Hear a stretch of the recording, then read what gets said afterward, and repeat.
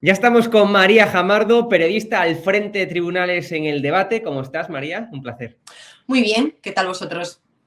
Bueno, pues aquí estamos trabajando. Bueno, más grave que patear a un policía, como hizo Alberto Rodríguez, o más grave que pedir un informe ad hoc a los letrados del Congreso, como pidió Batet, para ir en contra del Tribunal Supremo, también está, más grave, yo creo que incluso eso, es que la secretaria general de Podemos, Ione Belarra, acusara públicamente, repito, públicamente, al Tribunal Supremo de prevaricar. ¿Eso no es delito, María?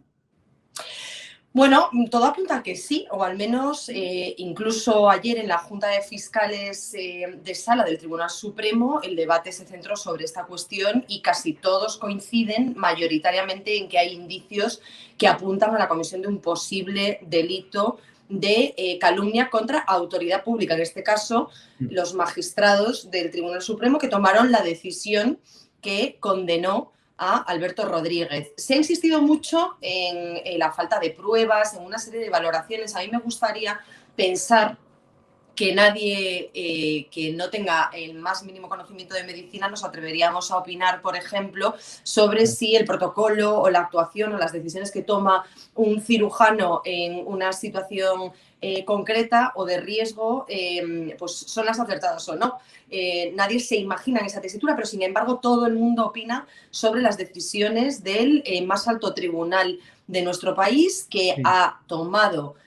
una resolución en base a pruebas, que las pruebas testificales, si son contundentes, si se han practicado con inmediación, si son coherentes y además refrendadas por los testigos, tienen una validez absolutamente plena. Y oiga, el señor Alberto Rodríguez está condenado por patear a un policía en 2014. Me parece inaudito no solo que un parlamento aplauda a este señor, sino que se monte toda una crisis institucional por una Claro. cuestión que, insisto, es un delito que debería estar reprochado y reprobado por todos los miembros del Congreso sin excepción. Así lo hicieron los jueces contestaron además hasta en 2 ocasiones al Congreso de los Diputados que la sentencia era firme, que era de obligado cumplimiento y además aclararon que la pena de inhabilitación accesoria es algo que impone el Código Penal. Y yo me pregunto si al legislador, es decir, a los señores de Podemos y de PSOE que están en el Parlamento, no les gusta que los jueces apliquen esa ley, lo que tienen que hacer es reformarla. Pero en cualquier caso no se puede atacar a un Tribunal Supremo que aplica la ley vigente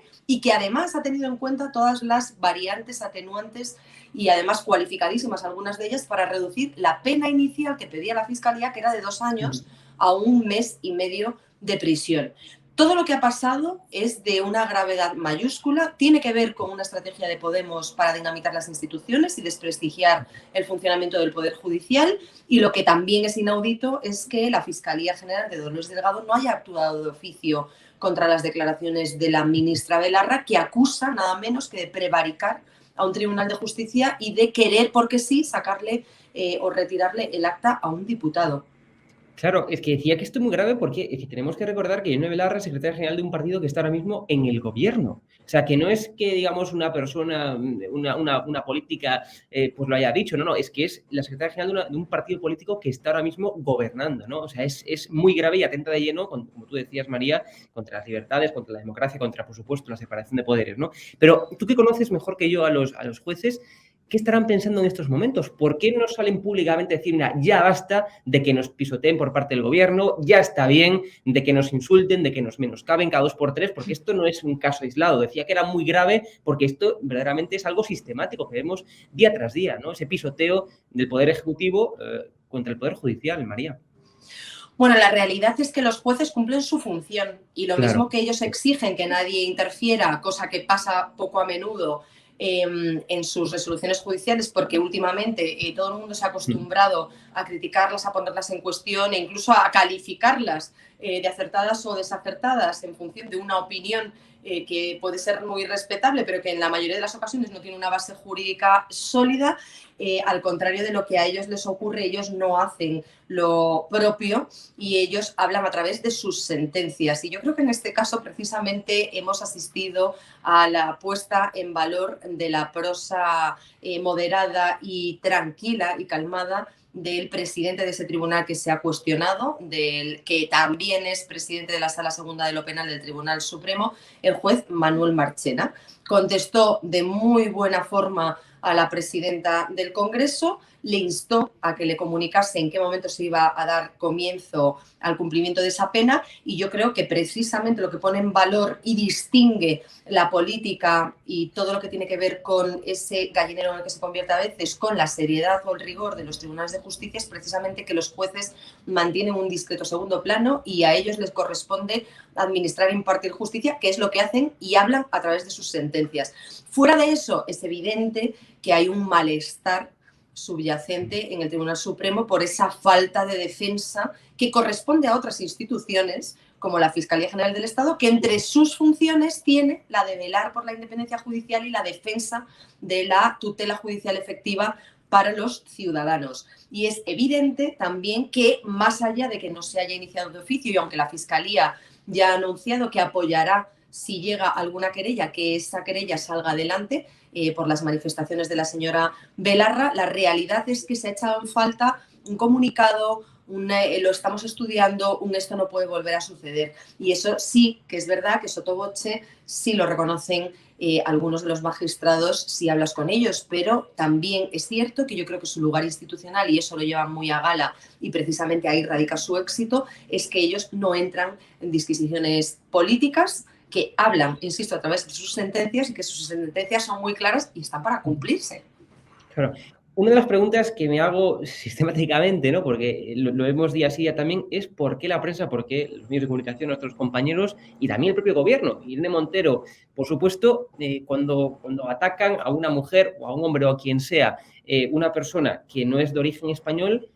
bueno, pues difuminan, eliminan, borran de los titulares o de las noticias su origen. Es decir, es increíble, ¿no? Y, por ejemplo, Irene Montero, estábamos viendo hace